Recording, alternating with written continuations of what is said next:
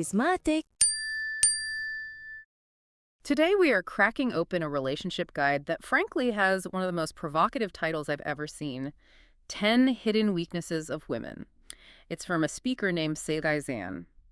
Now, before you recoil, the source frames these not as flaws to be exploited, but as hidden keys or psychological needs. Things like the specific science of validation, the street side rule for safety, and why emotional challenge is actually healthy. Our mission today is to see if these keys can actually unlock a deeper, more profound connection, or if it's just mind games. Hello, everyone. Warm greetings to you all. We're really happy to be back with another episode. At Karizmatik, we truly work around the clock to create content that's useful for you. More than 50 people contribute with care and precision across our network of channels so you can have the best possible experience. If you're enjoying this, please share the video with others. That small action helps the show reach more people and gives us the energy to keep going better and stronger. Shall we begin? Let's crush it. Okay, so we have to address the elephant in the room immediately. This document is titled 10 Hidden Weaknesses of Women.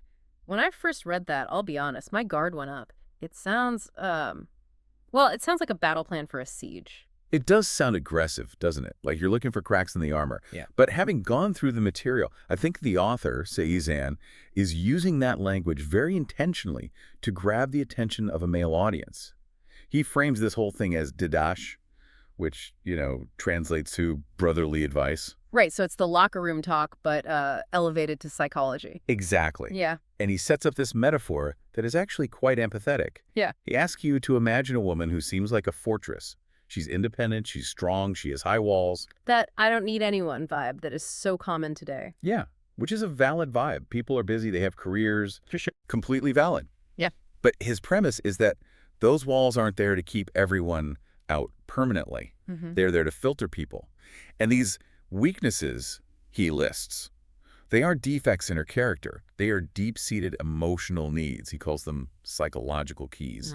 If you have the key, the gate opens from the inside. So it's less about breaking in and more about being invited in. Precisely. And he compares it to peeling an onion. You have to go layer by layer to get to the core. Okay, well, let's start peeling. The first layer he talks about is the need for emotional validation. And my initial thought was, okay, tell her she's pretty. Groundbreaking stuff. See, that's the trap. That is exactly what the source warns against. He calls validation gasoline for the emotional engine, but he says most men are using, low-grade fuel. Nice dress. Nice dress, you look beautiful. It's nice, but it's surface level. Yeah. It doesn't penetrate the fortress. Yeah. Karizmatik argues that to really connect, you have to validate her energy or her impact on you. Give me the example from the notes again, because this one really stood out to me. It's a bold line. Instead of saying, you look hot, he suggests saying, your positive energy acts like a painkiller for me when I'm having a bad day. Painkiller.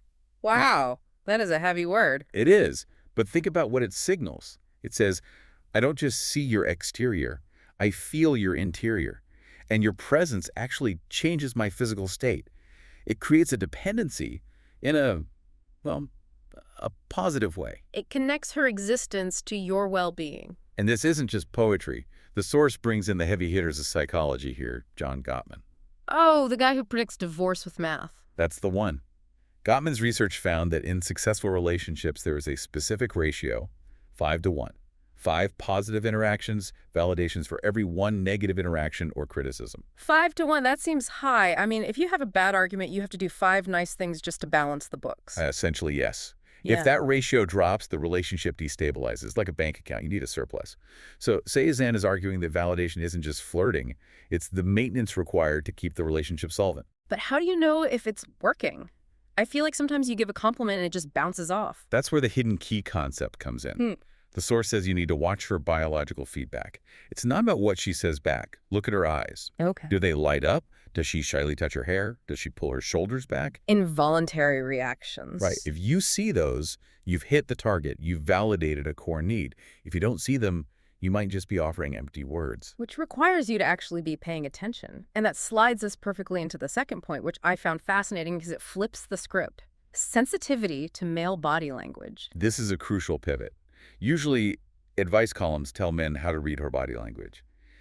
But Karizmatik argues that women are essentially walking radars for your nonverbal signals. A radar system. I like that image. And he backs it up with Albert Morabian's communication model, the famous 738-55 rule, or, roughly that 93% of communication is nonverbal. So you're saying I can have the perfect pickup line, scripted by a poet, but if I'm slouching, it's game over. The radar picks up the slouch, not the sonnet. If your words say, I'm confident, but your hands are fidgeting or you're looking at the floor, the radar screams insecurity. So what's the fix? The source mentions James Bond. The James Bond-like confidence. Yeah. It sounds cliche, but break down what that actually means physically. Bond doesn't rush. He doesn't fidget. He occupies space. He's still... It's the absence of nervous energy. Exactly. And there's a very specific, somewhat controversial technique mentioned here called mirroring. I've heard of this in sales training. You copy the other person to build rapport. Doesn't that feel a bit manipulative, like you're mimicking them? It walks a fine line. If you do it instantly, like a mime, it's creepy and mocking. But the source advises doing it subtly. If she puts her hand on the table, wait a few seconds, then do the same. If she leans back, you lean back. What's the psychological mechanism there? Why does that work? It triggers a subconscious response in her brain that says, we are in sync. We are the same tribe. It builds familiarity before you've even had a deep conversation. You're sort of hacking the comfort level. So you're signaling safety through geometry, basically. In a way, yes. Okay. And speaking of safety, let's go deeper. The source brings up the fear of emotional loneliness. Now, I have to push back here slightly. Doesn't everyone fear loneliness? Yeah. Why is this listed as a specific weakness of women? That's what I thought, too. It felt like a generalization. The source makes a distinction here that's really interesting, even if you don't fully agree with the gender divide. Yeah. He defines male loneliness as sitting in a cave, physical isolation. Just literally being alone. Right. But for women, he argues, referencing evolutionary psychology and Erikson, that loneliness is defined as being without emotional backing. Yeah. You can be in a room full of people, you can be at a party, and still feel that primal fear if you don't feel supported. So the weakness isn't being alone, it's the lack of an emotional safety net. Exactly. It's the feeling of, I am fighting this battle by myself. So how do you fix that? You can't just be a bodyguard 24/7. The source suggests active listening phrases that signal presence. I am here for you. I hear you. And physical touch, holding hands, touching the shoulder, It's grounding. it creates a sense of us against the problem rather than you dealing with the problem while I watch. And there's a very literal physical manifestation of this us against the problem concept in the guide. It's called the street side rule. I love this one. It's so old school. It is. It feels like something my grandfather would say. Always walk on the street side. The rule is simple. When walking on a sidewalk, the man should position himself between the woman and the traffic. Effectively using his body as a shield. The source calls this an internal insurance policy for her peace of mind. But let's be real. What are the odds of a car jumping the curb? It's basically zero. Is this really necessary? Logic doesn't matter here. This is about the reptilian brain. It signals protector. It allows her nervous system to downregulate because she knows physically you have the perimeter secured. So it's a symbolic act that has a biological effect. Precisely. But the source adds a crucial caveat. Keep it subtle. If you make a big show of grabbing her and shoving her toward the buildings, you look controlling or paranoid. It has to feel like a natural instinct. Right. Don't make it a performance. Just be the barrier. Thanks for staying with us up to this point. If it's been helpful, send it right now to one person. Your single share really motivates our team. Okay, we're back. We've talked about validation. We've talked about body language and safety. Now I want to get into the personality stuff, the vibe of the man himself. The source spends a lot of time on true confidence. And he starts by defining what it's not, which is almost more important. Let me guess, it's not bragging about your car. Exactly. Cézanne distinguishes between true confidence and arrogance. Arrogance is loud. It's look at me. True confidence is calm. It's steady steps. It's a firm voice. He uses a fitness analogy here, right? Yes, the muscle analogy. He says confidence is a muscle. If you don't train it by making small decisions daily, it becomes flabby. Flabby confidence. I love that. And he applies this to the most universal dating struggle in history. The restaurant decision. Oh, the classic. Where do you want to eat? I don't know. What do you want? I am guilty of this. I always thought asking what do you want was being polite. I'm being a nice guy. You are being nice, but the source argues you are also being a burden. You're putting the mental load of the decision on her. Decision fatigue. Exactly. Cézanne argues that decisive action, saying, I know a great Italian place, let's go there, is incredibly attractive because it signals leadership. It signals that you have a plan. It's the difference between being a passenger and a driver. Which brings us to point 10, calm leadership, or the driver analogy. This is where I got a little skeptical. Leadership in a relationship can sound a lot like controlling. It can. And the source is very careful here. He emphasizes leadership with empathy. It's not a dictatorship. Think about being a passenger in a car. If the driver's constantly turning around asking left or right, fast or slow, are we there yet? Now you feel anxious. You feel lost. You're gripping the handle. But if the driver calmly knows the route, you can look out the window, change the radio, and relax. The source suggests that a man should drive the relationship dynamics to reduce the woman's mental burden, not to control her life. That's a key distinction. It's about service, not power. You're taking on the work of navigation. Precisely. It taps into that attraction to alpha traits, but specifically the provider-protector aspect, not the aggression. Okay, let's shift gears to the mechanics of attraction. The spark. The source talks about the power of personal stories. This is where the guide advises men to stop being a resume and start being a filmmaker. A resume. You know the type. I went to this school, I work at this firm, I drive this car. It's facts, it's a commercial, and it's boring. It's dry. The source suggests storytelling art. Treat your life experiences like a movie. A story needs an intro, a climax, an ending, and you have to perform it. Use hand gestures, change your voice. So don't just say, I went to Paris. Describe the smell of the bakery. Act out the waiter who spilled the wine. Yes. Emotional activation. The source claims women connect through narrative.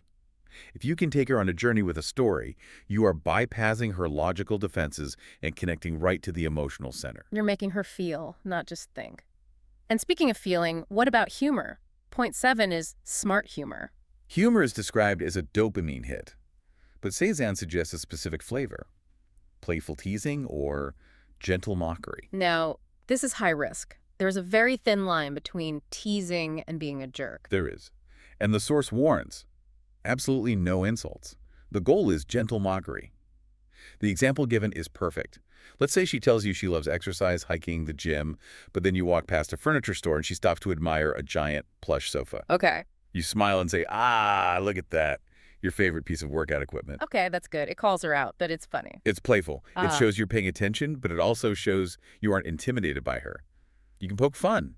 The source compares humor to spice. Too much ruins the food. Exactly. If you're a stand-up comedian the whole date or if you're roasting her constantly, it's too much. It needs calibration. A mischievous smile is key here. It signals, I am playing with you, not I am judging you. It keeps the tension alive. Now, there's one point here that is purely biological, and I feel like we often forget it because we live on screens. Point 8, scent. The invisible business card. That is such a good name for it. The source notes that women generally have a stronger sense of smell than men. It's a primary evolutionary filter. So if you smell bad, it doesn't matter how good your story is. Game over. But the advice isn't just wear deodorant, it's about subtlety. Do not drown yourself in cologne. The source says to approach slowly. Let the scent bridge the gap naturally. It should be a discovery, not an assault. It's about intimacy. If she has to lean in to smell you, you've won. Okay, the last mechanic is point 9, the need for emotional challenge. And this feels counterintuitive. We've spent this whole episode talking about making her feel safe, validated, supported, and now you're saying we need to challenge her. Because safety without excitement is boring. That's the brutal truth. The source uses another fitness analogy here. A relationship without challenge gets fat. It loses its muscle tone. If you are always available, always agreeing, always safe, you become predictable. You become part of the furniture. So how do you create challenge without creating conflict? I don't want to start a fight just to be exciting. It's not about fighting. It's about the push and pull. Be mysterious sometimes. Don't answer every text within 30 seconds. Have your own opinions.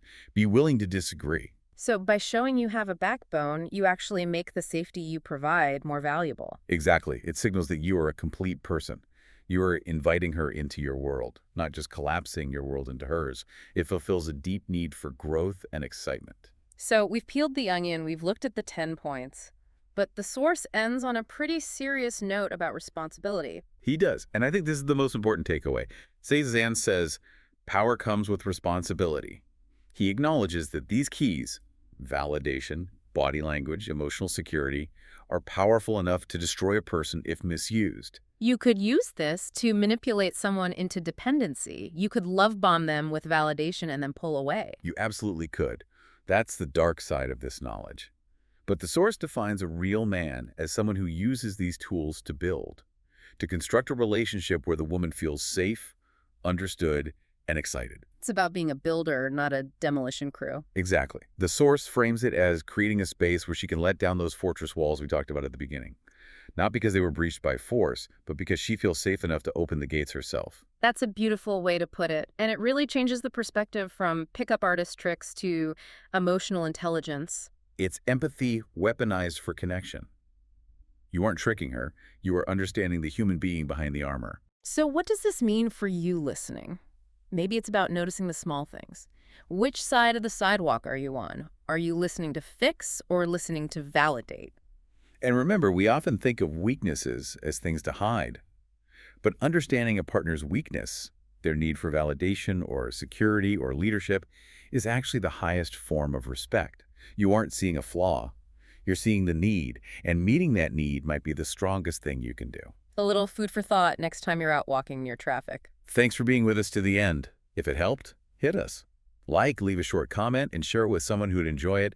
Every share helps more people find us. And don't forget to stay subscribed to Karizmatik. The best is yet to come. See you in the next episode. Stay charismatic. Karizmatik.